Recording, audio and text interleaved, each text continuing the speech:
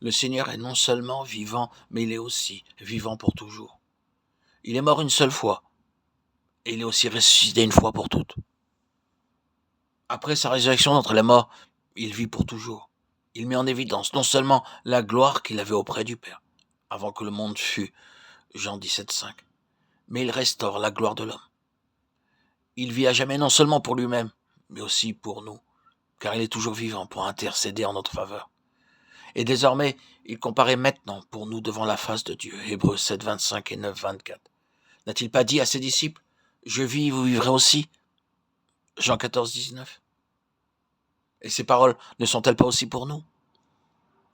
Connaître que le Seigneur Jésus est le Dieu qui vit pour toujours nous permet de demeurer sans cesse et en esprit, en communion avec le Seigneur. Rien d'autre ne peut autant nous fortifier que ce sentiment intérieur de la présence constante du Seigneur en nous. Ce n'est pas une chose du domaine émotionnel, de notre imagination ou d'une élévation psychique.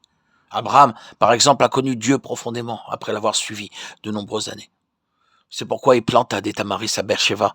Et là, il invoqua le nom de l'Éternel, Dieu de l'éternité, Genèse 21, 33.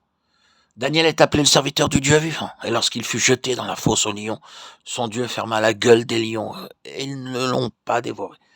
Daniel 6, 20, 22.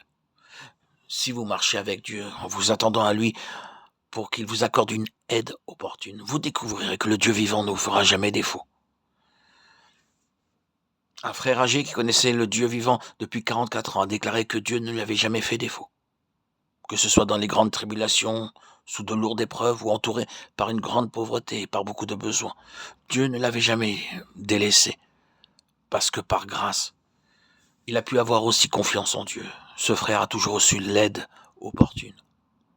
C'est pour cette raison qu'il avait voulu joyeusement rendre témoignage au nom du Seigneur.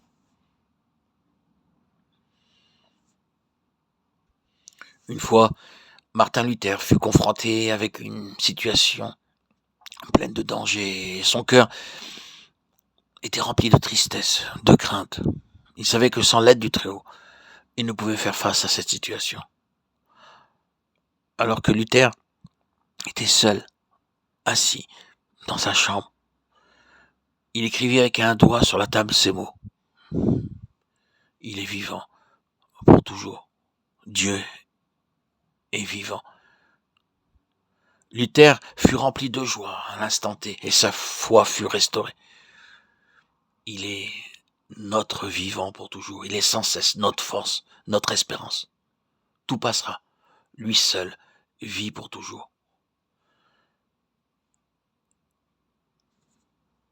L'homme est semblable à une lampe allumée. Cependant, tôt ou tard, la lumière vacillera, s'éteindra.